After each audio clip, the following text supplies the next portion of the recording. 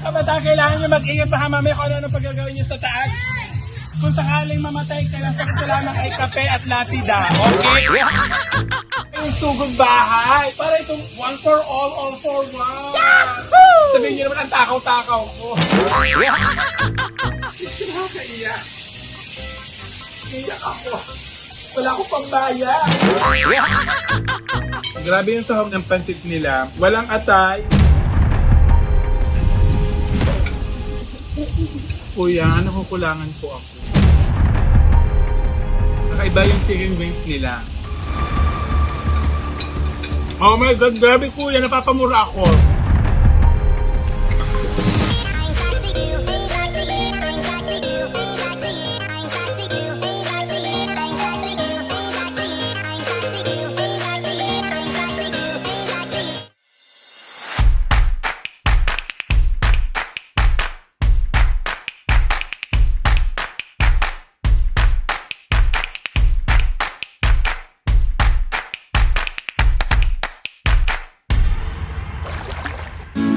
Say hi!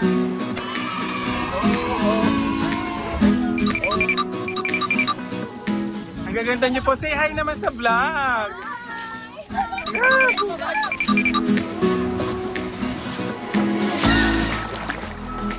Hi! Hello po! Ano po si Joseph Poco? Last May 2023, sinagawa po ng kabataan ng aming barangay ang kapistahan, ang isa sa pinakamasayang tradisyon, hindi lang sa aming barangay kundi sa anumang sulok ng Pilipinas. At syempre, dahil matagumpay na naipagdiwang ito, deserve naman ang ating mga kabataan ng aming barangay na ipag-outing sila. At dito ko sila dinala sa CML Beach Resort and Water Park, kung saan ma-experience nila ang pinakamasayang outing ng taon. Ayan, syempre dito sa CML, maraming magagandang lugar dito sa bawat sulok ng kanilang lugar. Maraming Instagrammable places, maraming lugar kung saan pwede ka mag-TikTok. Isang masayang lugar ito para mag-relax at mag-enjoy. Syempre, isang buwan nag-prepare ang mga kabataan ng aming barangay sa aming kapistahan. Kaya deserve nilang magsaya. Kaya samahan niyo ako dahil papasukin na natin ang CML Beach Resort and Water Park. Siyempre kailangan mauna ang Diyos. Ay! Nagkamit ang unang karangan ng banggi. Ay!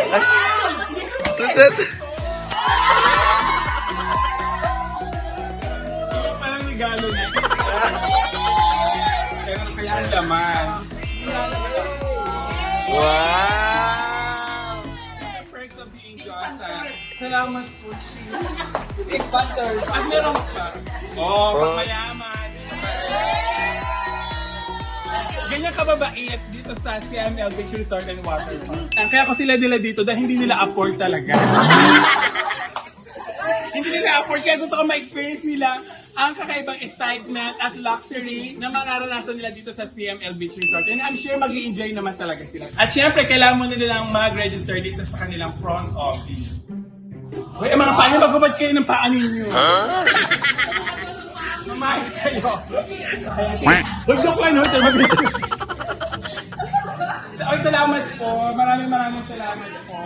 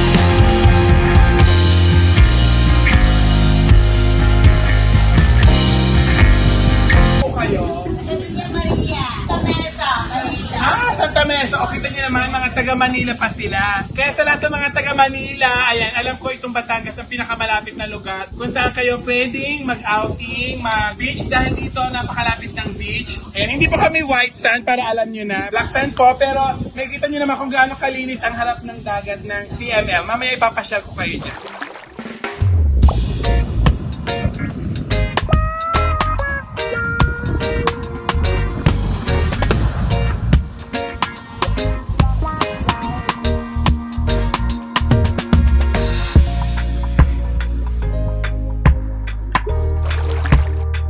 Welcome juice na ako. Ngayon naman, hindi pwedeng hindi ako magkakape dahil ang kape talaga ang aking stress reliever. Ayan, salamat sa CNS sa pagkape.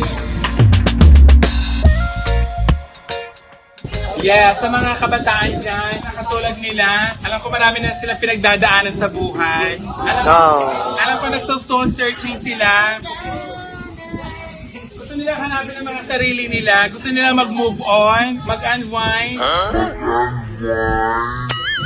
Mag-reflect, isa na ito sa magandang lugar para hanapin nyo ang mga sarili nyo at mag-isip-isip kayo kung bakit nag-i-stay pa rin kayo. Ang sakit naman sa damdamin nun. Ano masakit? So, sa gilid na ito yung kanilang pavilion. Nandito naman ang kanilang magandang CR. Alam nyo, sobrang linis ng CR nila. Kung una kang pagpunta dito, tininan ko talaga agad ang CR. Alam nyo naman, medyo may paka-art ako sa CR. Kahit baklang dugyutin ako, isa sa mga pinubawat lugar yung CR kung malinis. Hi! Ayun yung mga kumakawaitan. Taga saan kayo? O, taga Bawan, Batangas. O, mga taga Bawan. Ayan, nakita ko ni Nana. Alam niyo, pag pumunta pa kayo dito sa CML, pwede niyo pa ako makita dahil ako ang kanilang mascot. Yes, talaga kami paborito ko. Dapat ako hindi nagpapalibre sa mga video ni Dada. Taga saan si Mother? Tagalipa. Oh, yan. Sa mga Tagalipa dyan, pasyala kayo dito sa CML. Alam ko marami din magaganda resort sa Lipa, pero kakaiba dito sa CML. Marami kayong madidiscover na places na ayan, makakapag-uplift ng inyong mga soul and spirit. Wow! Thank you so much. As I was saying, lahat ng mga lugar dito, lahat ng kanto ay Instagrammable. Pwede kayo mag-picture-picture pang my day ninyo sa inyong mga Facebook.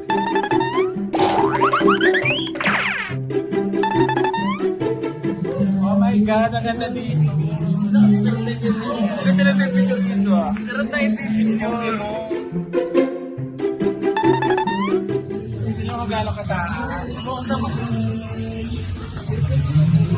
Oh my God! Ang number na napili ko pa ay 12. Very lucky dahil ito yung aking birthday, December 12. At pati yung kuko, madumi. Trademark ko na yan. So, tingnan natin kung gaano kaganda ang room ng CML. Hindi po ito scripted. Jaran!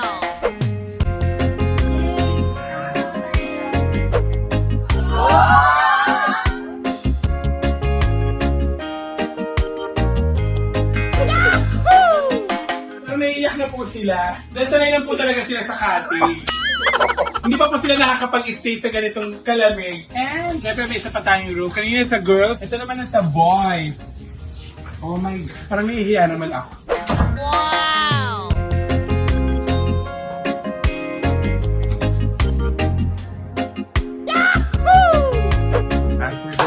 Hindi ako makakahiga sa gantong higaan.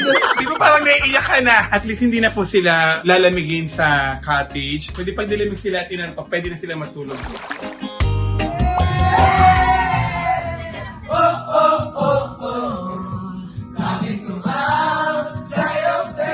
Hindi pa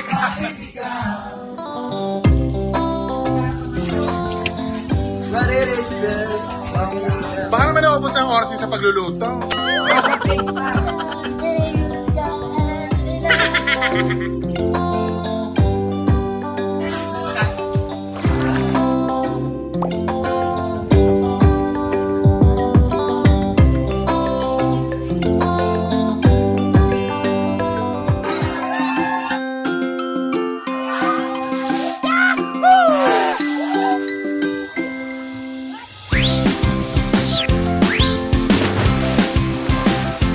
Ayan, siguro naman hindi na sila magre-reklamo sa sobrang enjoy nila ngayong araw na ito. Ayan, ginagawa ko ito para for the next year, magsisipag ulit sila, tutulong ulit sila sa mga activities sa aming barangay. Ito yung way para mas lalo ma-develop.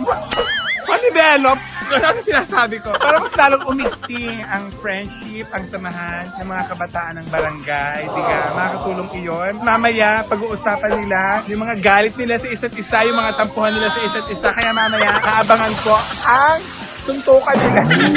Dito na nilalabas mamaya ang mga galit nila sa isa't isa. Kaya narito ako para magbantay dahil baka mamaya magsuntukan sila at magsampalan ng mga kababaihan. Charot! And thank you po sa inyo, mga taga-Bawan, Batangas. Ayan si ML ha, ginawa niyo na akong mascot dito. Charot. Para lahat yata ng mga nagbibis na pa-picture sa akin.